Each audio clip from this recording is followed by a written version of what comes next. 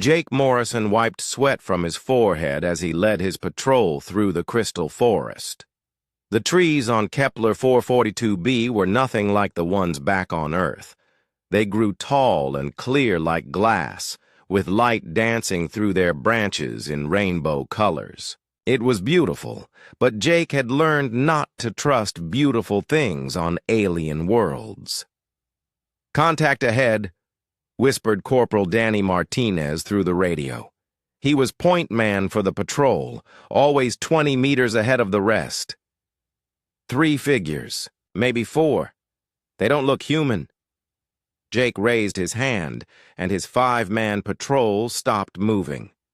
They had been walking for 6 hours, checking the borders of New Denver, humanity's first real settlement outside the solar system. The colony had been peaceful for 8 months. Jake hoped it would stay that way. He moved forward carefully, his rifle ready but not aimed. Through his scope, he could see them now. 3 tall figures stood between the crystal trees. They were unlike anything in the training videos back on Earth. The aliens were beautiful in a way that made Jake uncomfortable. They stood over 7 feet tall, with skin that seemed to glow with soft white light. Their hair flowed like silver water, moving even though there was no wind. When they turned to look at the humans, their eyes shone like stars. "Well," Jake muttered to himself, "this is new." The aliens wore armor that looked more like art than protection.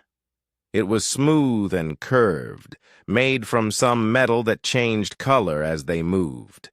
No weapons were visible, but Jake knew that meant nothing. Advanced aliens probably had weapons built into their clothes, or their bodies, or their thoughts. Behind the 3 aliens, Jake could see more movement. A larger group was coming through the trees. Some rode on floating platforms that made no sound. Others walked, but their feet didn't seem to touch the ground. "Sergeant," Danny's voice crackled in Jake's ear. "What do we do?" It was a good question. Jake's orders were simple: patrol the border, report any alien contact, and avoid starting a war. The problem was that nobody had told him what to do if the aliens found them first. "Hold position," Jake said into his radio. "Nobody shoots unless I give the order." The aliens had definitely seen them now. The 3 in front were pointing at the human patrol and talking in voices that sounded like music. Jake couldn't understand the words, but the tone was not friendly. One of the floating platforms moved closer. On it stood an alien who was clearly important. This one wore more decorative armor with flowing robes that sparkled with tiny lights. As the platform stopped, Jake could see that this alien was younger than the others, maybe even young by human standards. The young alien stepped off the platform and walked toward Jake's position. 2 guards followed, their hands resting on weapons that looked like they belonged in a science fiction movie. "This is not good," muttered Danny. Jake had to agree. First contact with an alien race was supposed to happen in a controlled environment, with diplomats and translators and people much smarter than a staff sergeant from Ohio. Instead, it was happening in a forest with 5 soldiers who were trained to fight, not talk. The young alien stopped about 30 feet away and spoke. To Jake's surprise, the words were in perfect English. "Greetings, primitive creatures. I am Princess Lyra Lai of the Astral Wind Dynasty, heir to the Zephyrian Empire.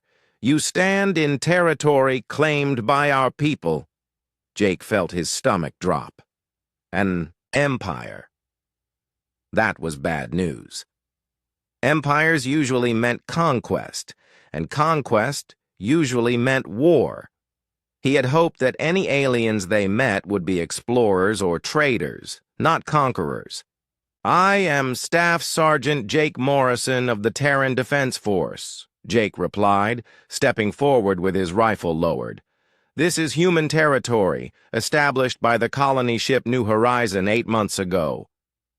The princess laughed, and it sounded like silver bells, but there was no humor in it. "Human territory? How amusing. You have been here for 8 months. My people have ruled this sector of space for 3,000 years. Your presence here is temporary." Behind the princess, more aliens were arriving. Jake counted at least 20, maybe 30. All of them carried weapons that hummed with energy. Their platforms floated silently, making the human patrol look like cave dwellers with their boots and backpacks and metal guns. "We filed proper claims with the Galactic Council," Jake said, though he wasn't sure there really was such a thing. The colony leaders had told them to say that if they met aliens. Princess Lyralay tilted her head, studying Jake like he was an interesting insect. "There is no Galactic Council, human. There are only the strong and the weak. The Zephyrian Empire is strong. You are weak. This is the natural order of the universe." Jake looked back at his men. Danny was nervous but steady. Corporal Lisa Park was ready to fight. Private Tim Brooks looked scared but determined. Private Bobby Clark was young and eager, which worried Jake more than fear would have. The princess was still talking. "Your weapons are primitive. Your armor is crude. Your ships are slow and fragile. Why do you not surrender? It would save us all time." Jake thought about that question. It was a good one, actually. The aliens were clearly more advanced. Their weapons were better. They probably had bigger ships and more soldiers. Any reasonable person would surrender. But Jake Morrison had never been accused of being reasonable. "Because we're not done being here yet," he said simply. The princess looked confused, as if Jake had spoken in a language she didn't understand. She turned to her guards and said something in her musical language. They looked confused, too. "You are not done being here?" she repeated. "What does that mean?" Jake shrugged. "It means we just got here. We're building farms and schools and places for people to live. We're not ready to leave. But you cannot fight us and win." "Probably not," Jake agreed. "But that doesn't mean we have to go anywhere." The princess stared at him for a long moment.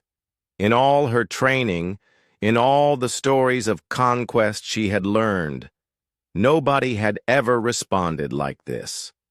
Species either fought desperately or surrendered immediately.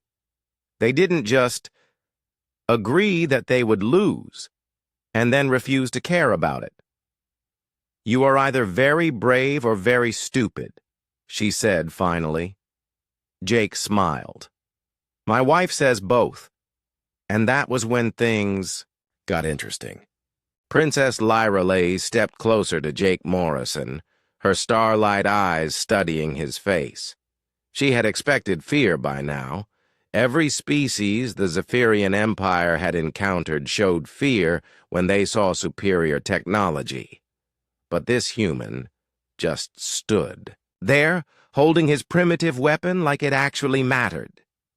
"Tell me, human," she said, her voice carrying across the crystal forest.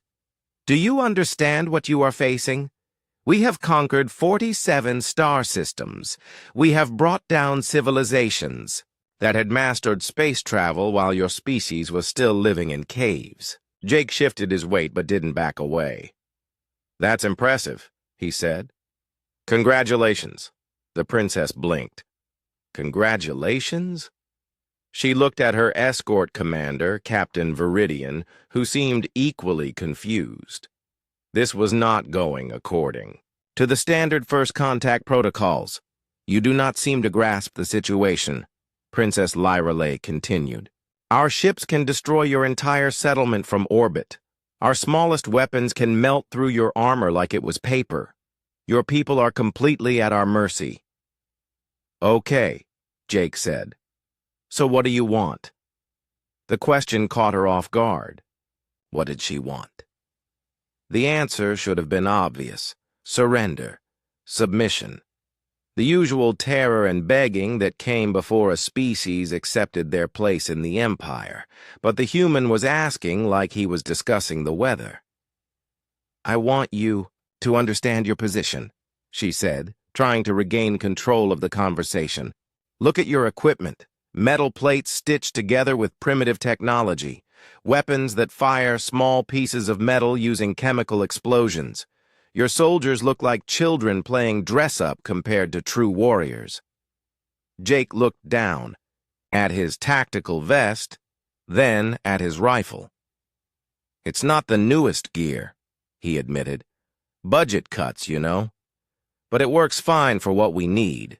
Princess Lirelai felt frustration building inside her. She had studied the psychology of conquest for years. Fear was supposed to lead to desperation.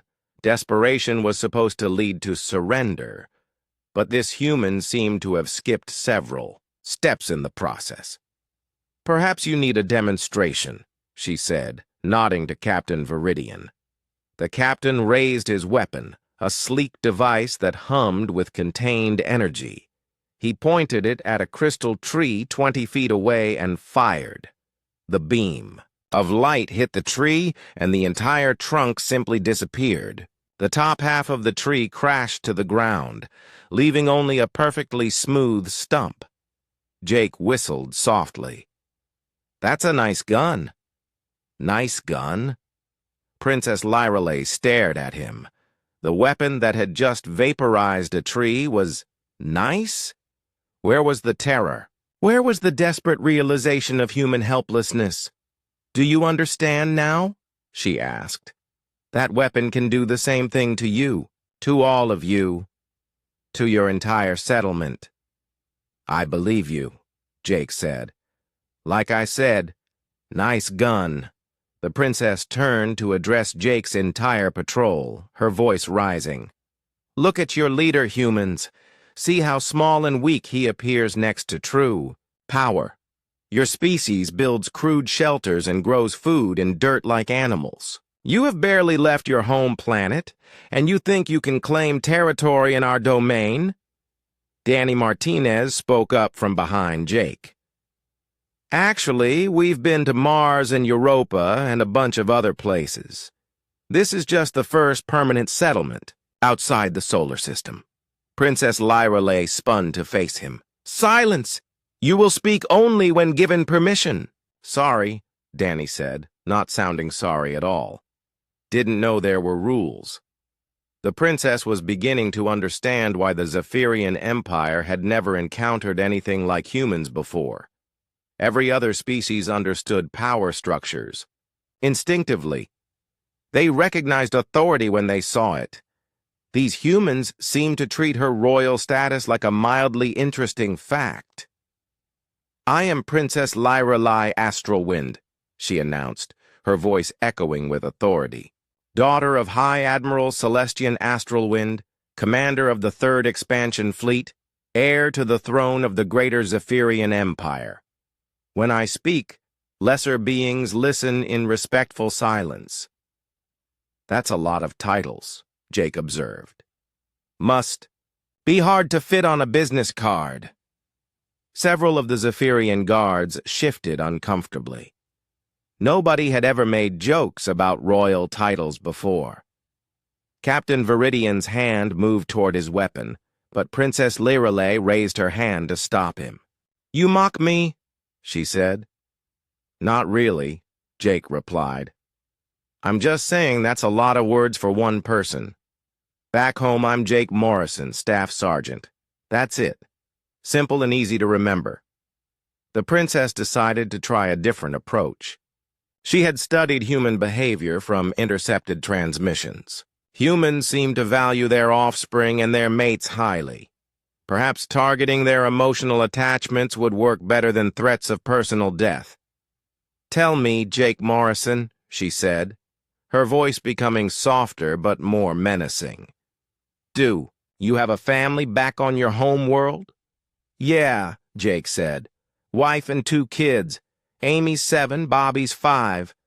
How sweet. And do you think they will remember you fondly when we reduce your planet to radioactive dust? Will your children understand that their father died because he was too stupid to surrender when faced with superior force?" Jake was quiet for a moment. Princess Lyreley felt a surge of satisfaction. Finally, she had found the human's weakness. Fear for his family would break him where fear for himself had failed. "You know," Jake said slowly, "that's a pretty terrible thing to say to someone." "Truth is often terrible," the princess replied. "Your family will suffer because of your pride." Jake nodded thoughtfully. Then he did something that would be talked about in Zephyrian military academies for generations to come. He carefully set his rifle down on the ground. He unbuckled his tactical vest and placed it next to the rifle. He pulled off his helmet and set it down gently. Then he began removing his body armor piece by piece. "What are you doing?" Princess Lyreley demanded. Jake didn't answer. He just kept removing equipment. His radio went on the pile, his ammunition pouches, his combat knife. Soon he stood in just his uniform, looking like any ordinary human instead of a soldier. His patrol watched in confusion. Danny started to speak, but Jake held up one hand to silence him. "Sergeant," Lisa Park called out, "what's the plan here?" Jake finished folding his body armor and placed it carefully on top of the pile. Then he turned to Princess Lyreley and spoke in a calm, clear voice. "Princess, threatening my family was a mistake, not because it makes me angry, though it does. It's a mistake because it tells me everything I need to know about you and your empire." He turned away from her and began walking back toward the human settlement. Not running, not retreating in military formation, just walking, like he was heading home after a normal day at work. "Wait!" Princess Lyreley called out. "I did not give you permission to leave." Jake paused and looked back over his shoulder. "Yeah," he said quietly. "You did." Then he kept walking. After a moment of stunned silence, his patrol followed, leaving their heavy weapons but keeping their sidearms. They walked away from the most powerful military force in the galaxy, like it was nothing more than an inconvenience. Princess Lyreley stood frozen, watching them disappear into the crystal forest. In 3,000 years of Zephyrian expansion, nothing like this had ever happened. No species had ever just left. "Should we pursue them?" Captain Viridian asked. The princess didn't answer. She was trying to understand what had just happened, and failing completely. Jake Morrison walked through the crystal forest with steady, unhurried steps. Behind him, he could hear his patrol following. Nobody spoke. The only sounds were their boots on the strange grass and the distant humming of alien technology.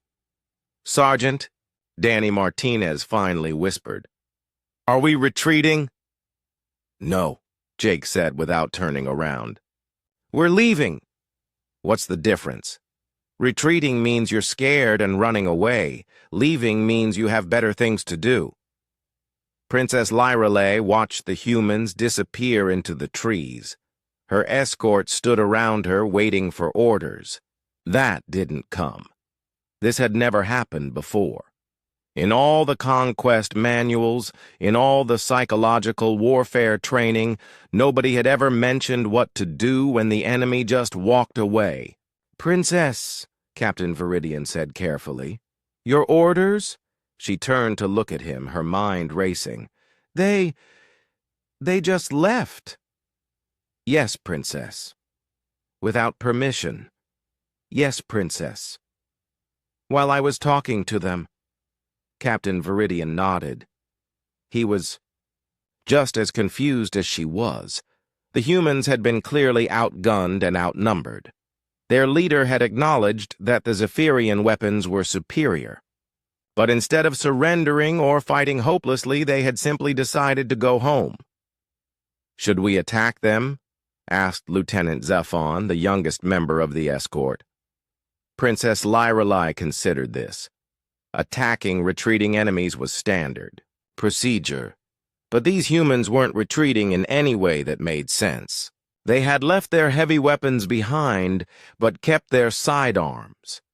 They weren't running or hiding. They were just walking away. "Follow them," she ordered, "but do not attack. I want to understand what they are doing." The Zephyrian escort moved through the trees on their silent platforms. It was easy to follow the humans, who made no effort to hide their trail. After 20 minutes, they caught up to Jake's patrol. "Human!" Princess Lyrelei called out. "Stop immediately!" Jake paused and looked back. "Something wrong, Princess?" "You left without permission." "Did I need permission?" The question hung in the air like a challenge.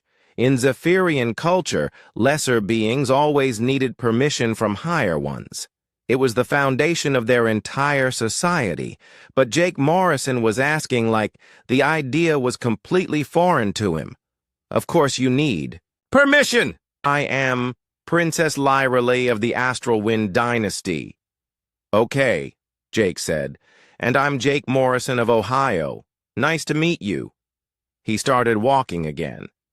Princess Lyrelei felt something she had never experienced before. Complete bewilderment. How could anyone treat royal authority like it was meaningless? "Wait!" she called, flying ahead on her platform to block his path. "I'm not finished with you."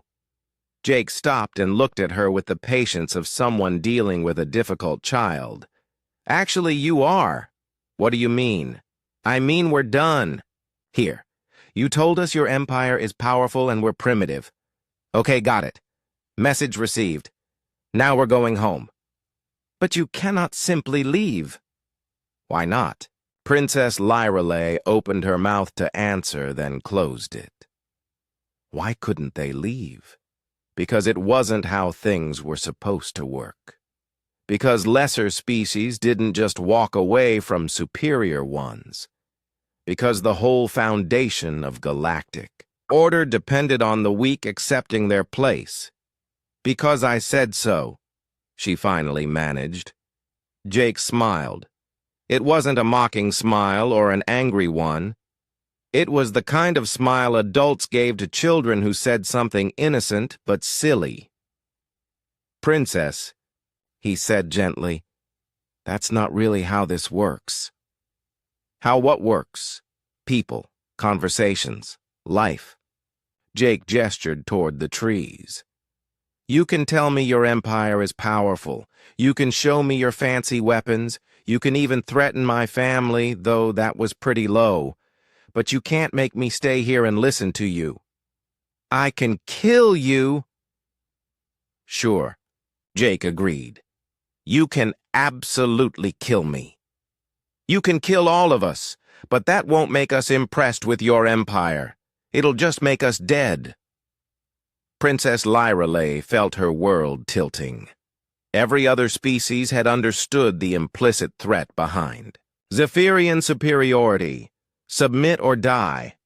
Accept your place or be destroyed. But Jake Morrison was acknowledging the threat while completely ignoring its meaning. "You would rather die than surrender?" she asked. "I'd rather go home and have dinner with my family," Jake said. "But if you want to shoot me for walking away from a conversation I didn't want to have, that's your choice." Behind Jake, his patrol stood ready but relaxed. They weren't preparing for battle. They weren't cowering in fear. They were just waiting to see what would happen next, like people watching a mildly interesting street performance. "This is not how conquest works," Princess Lyrelei said, her composure finally cracking. "Then maybe try something else," Danny Martinez suggested helpfully. "Something else?" "Yeah," Danny said. Like maybe not conquering people. We're pretty friendly once you get to know us. We trade stuff, share technology, have parties. It's fun. Lieutenant Zephin spoke up from his platform. Princess, perhaps we should report this to High Command. This behavior is unusual. Princess, Lyreley realized he was right. This entire encounter was so far outside normal parameters that it needed to be documented and analyzed. But she also realized something else.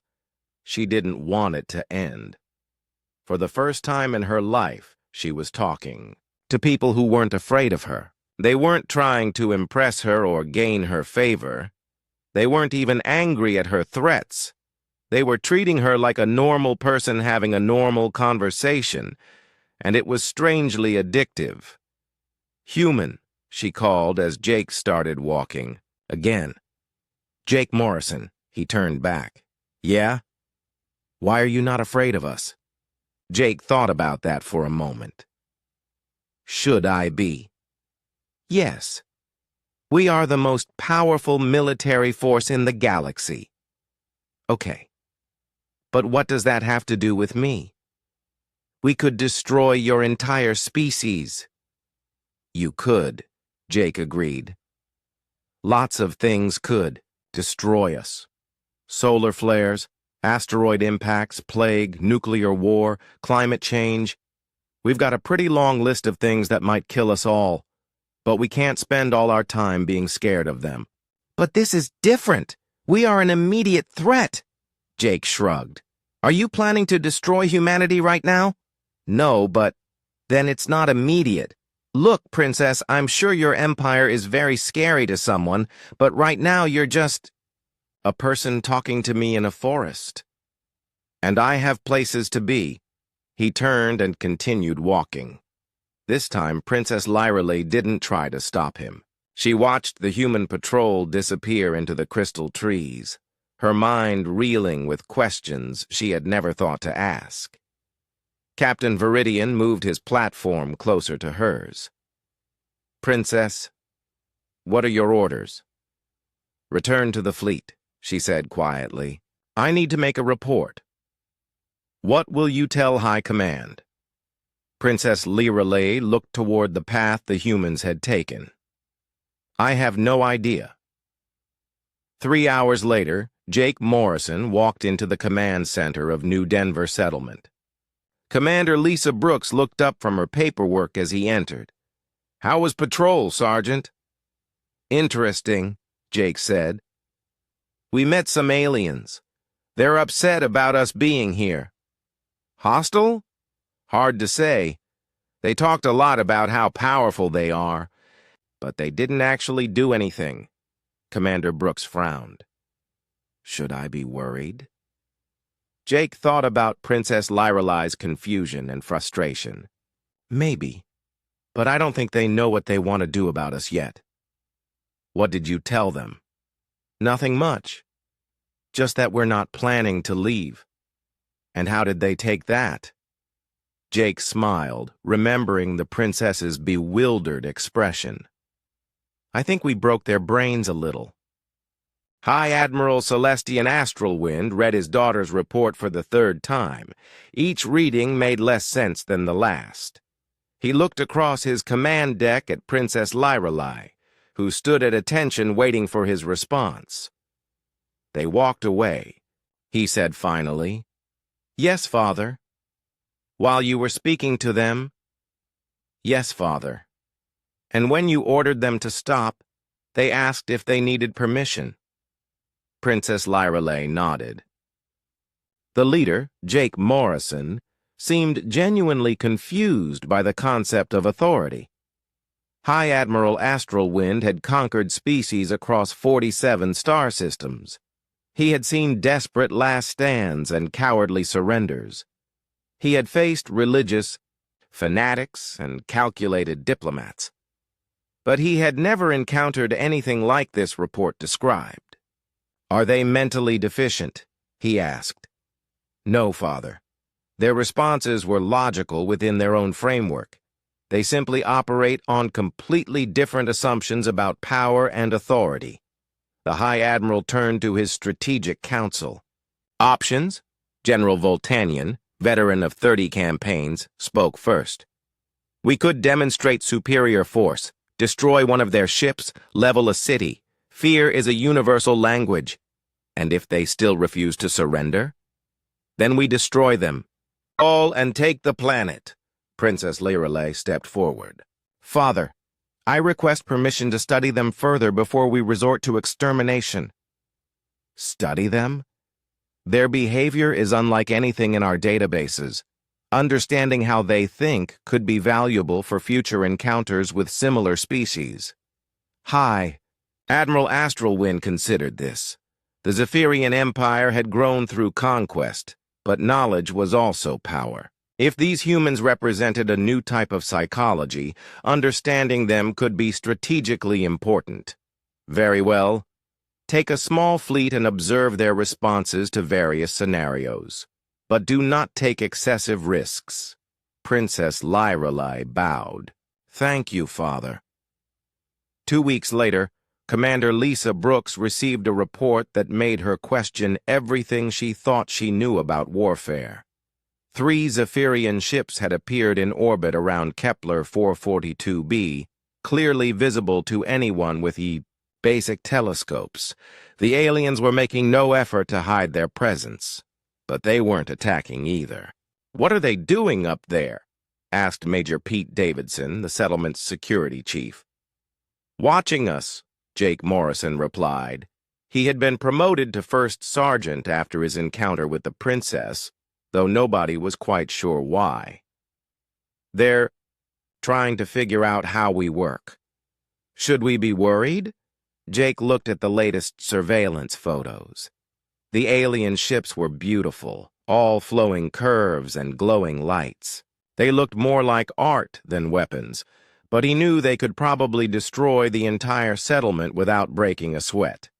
Probably, he said, but not for the reasons you think. Over the next month, the aliens began what could only be described as the strangest military campaign in galactic history.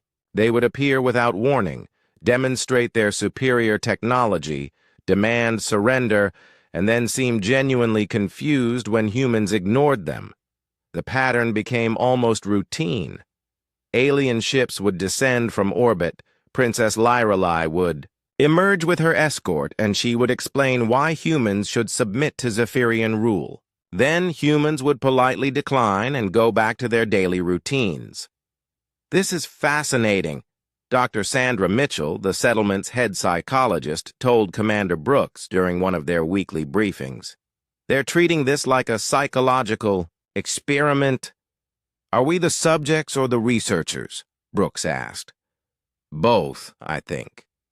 The weirdest part was that the humans were starting to get used to it. When Zephyrian ships appeared, people would look up, wave, and continue with their work. Children began drawing pictures of the pretty alien ships. Farmers complained that the alien demonstrations were scaring the livestock.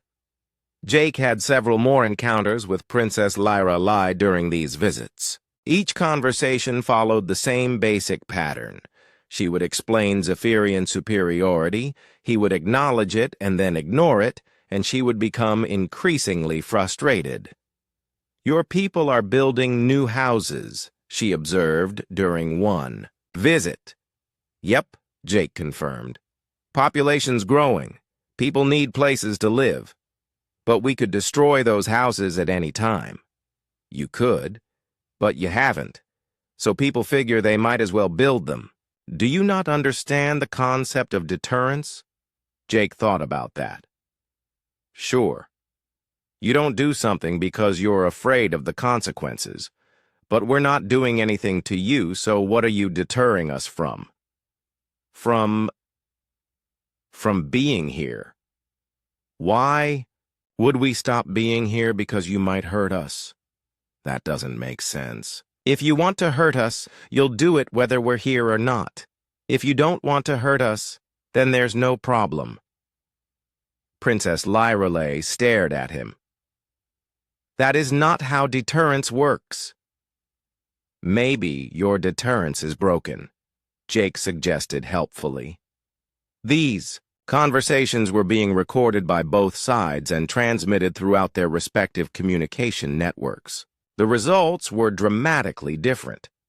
In Zephyrian space, military analysts studied the recordings with growing confusion. Human responses didn't fit any known psychological models.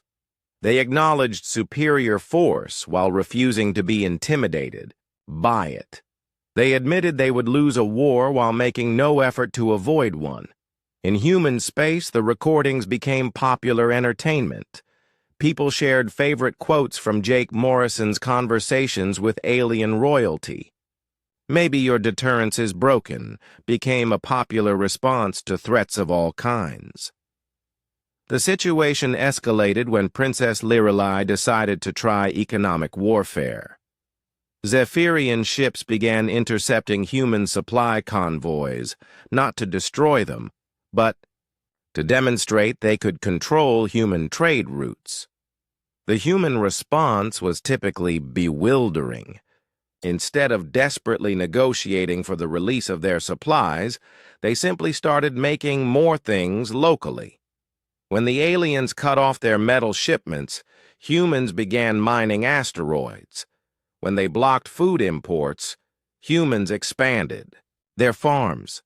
"They are adapting," Princess Lirelei reported to her father. "Each obstacle we place becomes a reason for them to develop new capabilities." Are they preparing for war? No. They are preparing for inconvenience. High Admiral Astralwind studied the latest intelligence reports. Human ship production had increased, but they were building cargo vessels and mining platforms, not warships. Their settlements were expanding, but the new construction was schools and hospitals, not military bases. "They are treating our blockade as a minor supply problem," he said slowly. "Yes, Father. And they seem to be enjoying the challenge of solving it." This was when the High Admiral made his biggest mistake. Frustrated by human indifference to Zephyrian power, he authorized a limited attack on a human cargo ship. Nothing devastating, just enough to show that Zephyrian threats were real. The human response was immediate and completely unexpected. Instead of declaring war or begging for mercy, humans sent rescue ships to help both human and Zephyrian crew, members who had been injured in the attack. When Princess Lyralei's ship arrived to assess the situation, she found human medical teams treating wounded Zephyrian soldiers with the same care they gave their own people. Dr. Amanda Foster, Chief Medical Officer of the rescue team, looked up from bandaging a Zephyrian warrior's arm. "Are you in charge here?" "I am Princess Lirelei of the Astralwind dynasty." "Good. We need to talk. Your soldier here has a broken bone, but our medical systems aren't compatible with Zephyrian physiology. Do you have any medical information we can use to help him?" Princess Lirelei stared at the human doctor. "You are treating our wounded?" "Of course. They're hurt. But we attacked you." Dr. Foster looked confused. "So? That doesn't make them less hurt?" Princess Lirelei watched human medics working alongside Zephyrian ones, sharing equipment and techniques despite being from different species that were technically at war. She saw humans comforting injured Zephyrian soldiers, offering them water and blankets. "Why are you doing this?" she asked. "Because it's the right thing to do," Dr. Foster replied simply. "Your father started this fight, not these soldiers. They were just following orders." For the first time since the encounter began, Princess Lirelei understood something important about humans. They didn't see Zephyrian superiority as a reason to hate or fear Zephyrians. They saw it as irrelevant to the basic question of whether people needed help. That night, she sent a message to her father that would change the course of galactic history. "Father, I recommend we cease all hostile actions against humanity immediately. Why? Because I think we have more to learn from them than to gain by conquering them. Princess Lyreley sat in the New Denver Medical Center, watching Dr. Amanda Foster teach Zephyrian medics how to treat human injuries. 3 weeks had passed since the attack on the cargo ship, and the princess had spent most of that time on the human settlement. Officially, she was conducting an extended diplomatic study. Unofficially, she was trying to understand how an entire species could function without the fear-based authority that governed every other civilization in the galaxy. The bone density is different, Dr. Foster was explaining to Medic Silverian. Human bones are heavier but more brittle than yours. If you apply the same pressure you'd use on a Zephyrian patient, you might cause more damage. I understand, Silverian replied. Your physiology requires more gentle treatment. Not gentle, Dr. Foster corrected. Just different. Every species has its own requirements. There's no superior or inferior, just variations that need different approaches. Princess Lyreley found herself writing down that phrase. No superior or inferior, just variations. It was such a simple concept, but it went against everything she had been taught about galactic order. Princess, Jake Morrison said, appearing beside her table. Mind if I sit? She gestured to the empty chair. Over the past weeks, Jake had become something like a tour guide, showing her around the settlement and answering her increasingly confused questions about human behavior. I have been watching your medical teams, she said. They treat our wounded as carefully as your own people. Why wouldn't they? Because we are enemies. Jake poured himself coffee from the pot Dr. Foster kept for visitors. Are we? I mean, your dad shot at one of our ships, but nobody here is mad at you about it. Why not? Because you didn't shoot at us. Your dad did. Princess Lyreley shook her head. In Zephyrian culture, children bear responsibility for their parents' actions, and parents bear responsibility for their children's actions. It is a matter of family honor. That sounds exhausting, Jake observed. What do you mean? Well, if I'm responsible for everything my kids do, and everything my parents did, and everything their parents did, when do I get to just be responsible for my own stuff? It was another simple question that revealed a completely different way of thinking. Princess Lyreley had never considered the possibility that individuals could be separate from their family's achievements and failures. How do you maintain order without collective responsibility? She asked. We hold people accountable for their own choices, Jake said. If someone does something wrong, they face the consequences. But we don't punish their kids or their parents, unless they were directly involved. But what about family honor? What about it? Princess Lyreley realized she couldn't explain why family honor mattered without referencing concepts that humans seemed to find irrelevant. Honor, hierarchy, inherited status. These were the foundations of Zephyrian society, but they meant nothing to people who evaluated each person based on their individual actions. Your species is very strange, she said finally. Probably, Jake agreed. But it works for us. That afternoon, Princess Lyreley attended a settlement council meeting.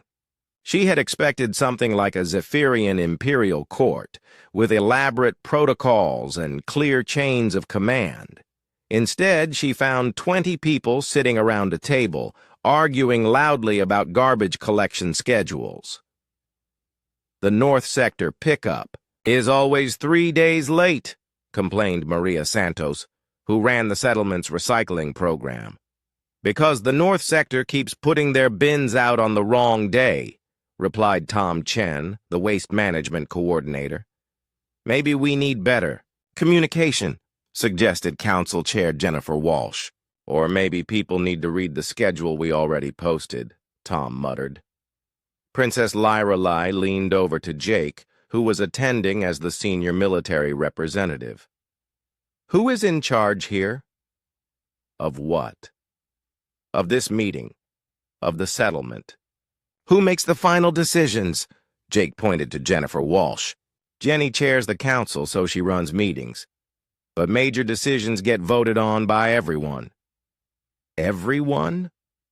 All the council members, yeah. Sometimes we have general assemblies where all the adults in the settlement get to vote. But how do you maintain order? How do you ensure people follow the correct decisions? Most of the time, people just do what makes sense. When they don't, we talk about it until we figure out something that works better. Princess Lyrelei watched the council spend an hour debating garbage collection, then move on to discussions about school funding, water recycling efficiency, and whether to allow pets in the residential domes. Nobody bowed to anyone. Nobody asked permission to speak.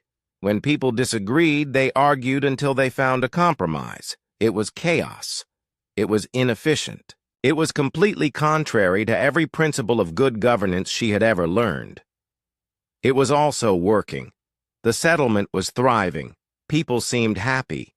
Problems got solved, even if it took longer than an imperial decree would require. This is how you make all your decisions? She asked Jake. Pretty much. Why? It seems very slow. Sometimes. But people are more likely to follow rules they helped make than rules that got forced on them.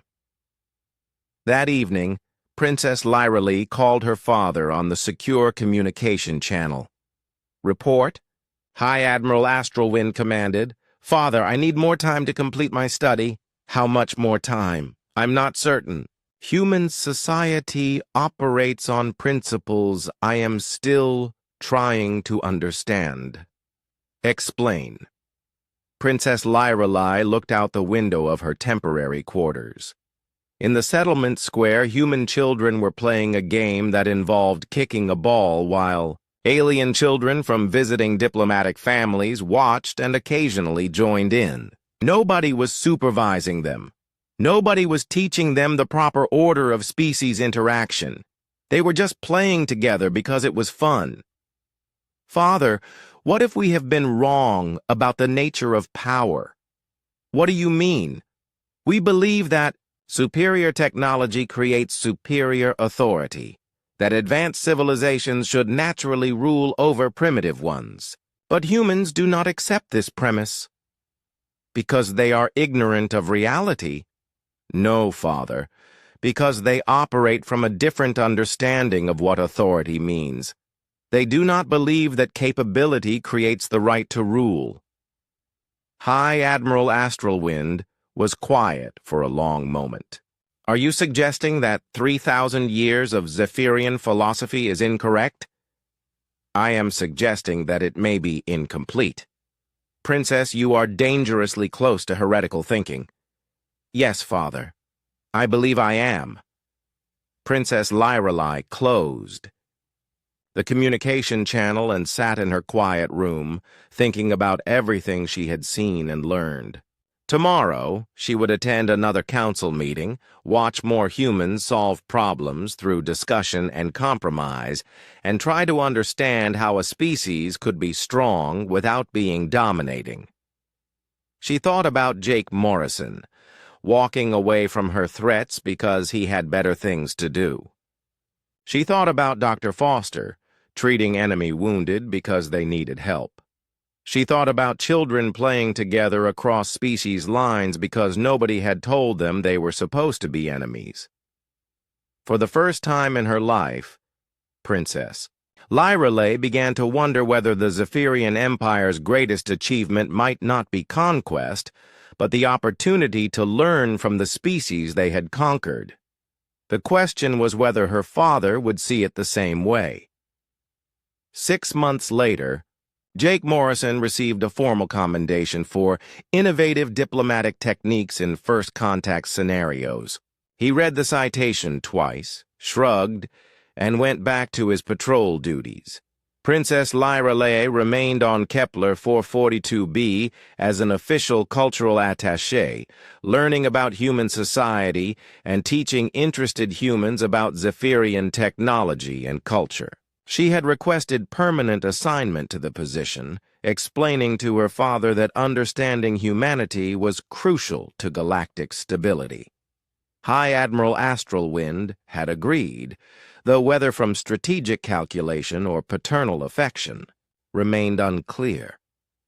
The Zephyrian Empire continued to expand, but their methods had begun to change. First contact teams now included cultural anthropologists alongside military units. Some species were offered partnership rather than conquest. The phrase integration by mutual benefit appeared in official documents for the first time in Imperial history, and in the New Denver settlement, life continued as normal. People worked, children played, problems got solved through loud but friendly debate, and nobody seemed particularly impressed that they had accidentally started a philosophical revolution in galactic governance. Jake Morrison still found this perfectly reasonable. After all, they had better things to do than worry about how their example might change the universe. Some days, he reflected, being human was simply about walking away from unnecessary fights and getting on with the important business of living.